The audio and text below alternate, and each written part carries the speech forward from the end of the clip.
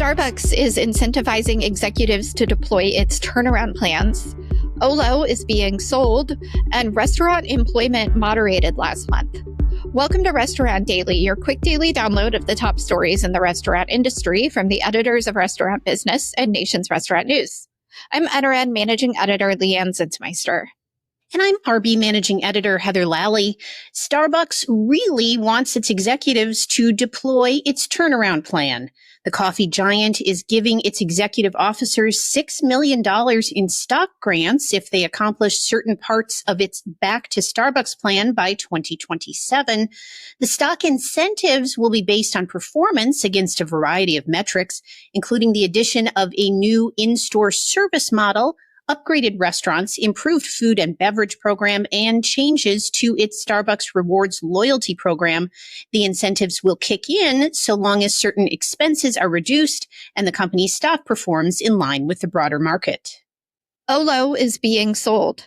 The giant online ordering provider has a deal to be acquired by investment firm Thoma Bravo for $2 billion or $10.25 per share. The deal will take Olo private after 4 years as a public company, during which its share price declined by about 65%. Olo said joining Thoma Bravo will help accelerate its goal of digitizing more restaurant transactions. The Olo deal is just the latest in a wave of restaurant tech M&A this year, and there could be more to come as hungry buyers collide with a large pool of sellers at good prices. Investors have lost interest in restaurant tech since the pandemic, which has driven down valuations and prompted many companies to look for an exit.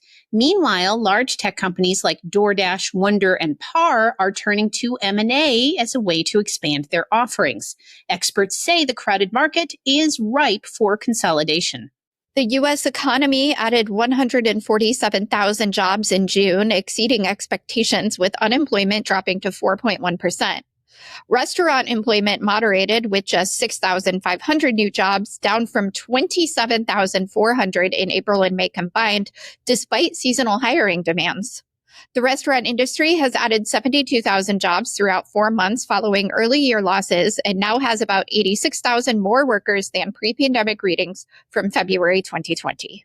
Krispy Kreme has named its third CFO in 3 years. The JAB holding-owned donut chain has promoted Raphael Duvivier from President International to Chief Financial Officer. Duvivier succeeds Jeremiah Ashukian, who left the brand to join a private company. Krispy Kreme's Chief Growth Officer, David Skina, has also exited the company after almost 7 years with the brand. He is succeeded by current Chief Product Officer, Allison Holder, who was promoted to Chief Brand and Product Officer. Z Tejas, an Austin-based Tex-Mex restaurant founded in 1989, closed its final location on June 30th.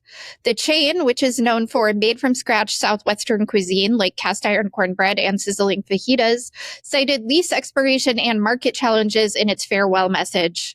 Originally starting on Austin's 6th Street, Z Tejas once expanded to 14 locations before financial troubles led to Chapter 11 bankruptcy in 2015. After acquisition by Cornbread Ventures, which filed bankruptcy in 2017, and later by investors Randy Cohen and Michael Stone, the chain gradually reduced to just 4 restaurants.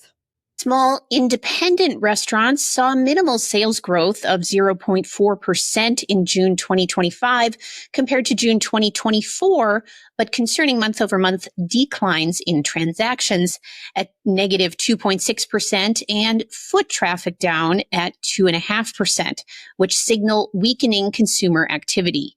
Fiserv's Small Business Index shows that only 13 states experienced positive food service performance in June, which is down from 34 in May.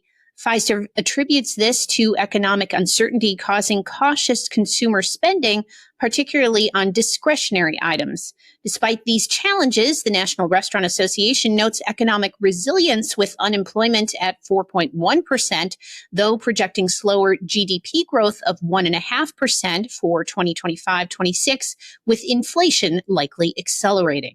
Multi-concept group Artistry Restaurants will expand its Boca casual dining restaurant concept later in July with a 3rd location for the brand. The restaurant group, which operates 7 brands, said the new Boca location will open in Lake Mary, Florida on July 14th. The 5,600 square foot restaurant will feature indoor and outdoor seating for 189 guests. And KFC is celebrating National Fried Chicken Day July 6th by partnering with streetwear. KFC is celebrating National Fried Chicken Day July 6th by partnering with streetwear brand Market for a limited edition merchandise collection featuring t-shirts, hoodies, hats, and shorts. Available exclusively at marketstudios.com while supplies last. This collaboration joins KFC's growing merchandise portfolio. KFC's recent collaborations include Funko's Loungefly, Life is Good, Box Lunch, and Homesick Candles. These merch partnerships follow the chain's launch of its KFCshop.com in July 2023. And that will do it for today's episode of Restaurant Daily. I'm Leanne Zinsmeister. And I'm Heather Lally. Have a great day. Thank you for listening to today's episode of Restaurant Daily. Rate us on Apple Podcasts, Spotify, and subscribe.